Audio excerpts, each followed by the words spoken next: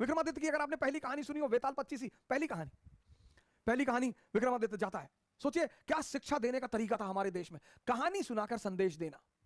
उस देश में ऐसी किताबें छपने लगी जिनसे कोई मतलब ही नहीं। किताबें तो किसी को भी महान बना दे, बशर्ते वो आपसे बात करने लगे। किताबें जल्दी किसी से बात नहीं करती सर, पढ़ते बहुत लोग हैं, बात वो दुनिया में बहुत कम लोगों से करती हैं, बोलती हैं किताबें सर। और एक बार किताबें आपसे बात करने लगी, कंडीशन क्या है, किताब आपसे बात करेगी, मन शांत हो जाए। जैसे आप किताब पढ़ रहे हैं और आपका पीछे का मन बड़बड़ा रहा है, कहीं और बैठा हुआ है, तब वो समझ जाती है कि आप मेरे पास है ही नहीं, आप तो कहीं और बैठे हैं। इतनी सेंसिटिव होती हैं किताबें। इसलिए भारत देश में हम जब किताब से पैर लग जाता है तो हम उसे उठाकर अपने मत्थे पे लगाते हैं।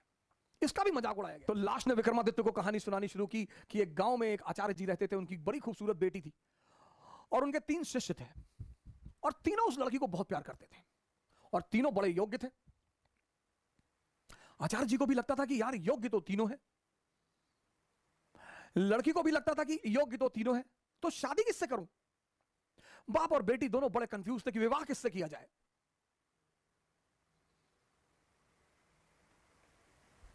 और जब लड़की यह सुनिश्चित नहीं कर पाई कि विवाह किससे किया जाए, तो एक दिन लड़की ने आत्महत्या कर लिया। अब जब लड़की ने आत्महत्या कर लिया, तीनों बड़े निराश हुए, गए उसका दाह संस्कार किया। तो एक शिष्य तो तुरंत सन्यासी बन गया, वहीं धूनी लगा ली उसने उसकी कब्र के पास कि बस अब जीवन में कुछ करना ही नहीं, जिसको मैं प्रेम करता था वो बचा ही नहीं, तो अब जीवन में कोई सार नहीं, अब सिर्फ तपस्या करनी है और तपस्या करके ही जीवन को त्याग देना है। दूसरा फकीर बन गया, घूमने लगा देश विदेश में। उसे पता था कि हिंदुस्तान में कुछ संत हैं जो फिर से जीवित करने का मंत्र जानते हैं। लगा वो उन संतों को खोजने जो फिर से जीवित करने का मंत्र जानते थे। तीसरा जो उसमें था, वो डेली जाता था, उस मृत शरीर पे मसाला लेप लगाता था, साफ करता था, फिर उसे वहीं रख देता था। अब ये सिलसिला कुछ वर्षों तक चला, 2-4 वर्षों तक चला। तो वो जो घूम रहा था चारों तरफ, फकीर बन गया था, मंत्र की तलाश कर रहा था, पुनर्जीवन देने के मंत्र का जो तलाश कर रहा था, उसे एक दिन कुछ महात्मा लोग मिल गए, वो उस मंत्र को जानते थे। उसने उनकी सेवा की, उन्होंने उसे वो मंत्र सिखा दिया। जैसे ही उसने मंत्र सीखा, वो भगा वापस गांव की तरफ, और वापस आकर उसने उस युवती को फिर से जिंदा कर दिया।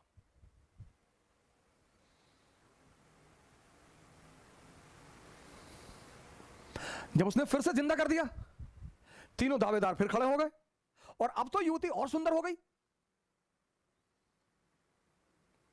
तब उस वेताल ने विक्रम से पूछा कि विक्रम बता कि अब लड़की को किससे विवाह करना चाहिए। अगर तेरे मन में उत्तर आ रहा है और तू जवाब नहीं देगा तो तेरे सर के टुकड़े टुकड़े हो जाएंगे, और अगर तूने जवाब दिया तो मैं तुझे छोड़कर चला जाऊंगा।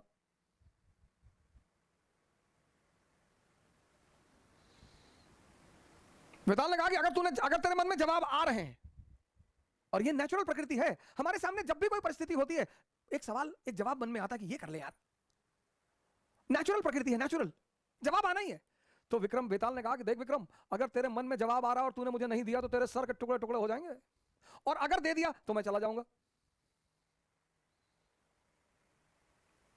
योग्य आदमी, भाई योग्य हो अयोग्य हो, मन में परिस्थिति में अगर परिस्थिति बन रही है तो जवाब आएगा। तो विक्रमादित्य ने जवाब देना शुरू किया, कहा जो मंत्र सीख कर आया और जिसने पुनः जीवन दिया वो पिता तुल्य है। जीवन देना का काम किसका है? पिता का। क्या दर्शन है सर, जीवन देने का काम किसका है? पिता का। तो जिसने मंत्र सीख कर जीवन दिया वो पिता तुल्य है, मुझसे विवाह नहीं होगा। जिसने उस शरीर की सेवा की 4 साल तक, वो पुत्र का धर्म है, सेवा करना पुत्र का धर्म है, वो भी बाहर हो गया। जिसने अपनी ही जिंदगी दांव पे लगा दी, यही प्रेम की कसौटी है, विवाह उससे होना चाहिए। यह था शिक्षा देने का तरीका। और जैसे ही विक्रमादित्य ने जवाब दिया, वेताल उड़ चला कि तूने बोल दिया विक्रम। यानी अब सुनिए, इस कहानी का दूसरा उद्देश्य क्या है? मौन। परम की जो प्राप्ति होगी वो मौन में होगी, साइलेंस में होगी। इसीलिए हिंदुस्तान में एक वर्ड है मुनि। मुनि मतलब जो मौन हो गया।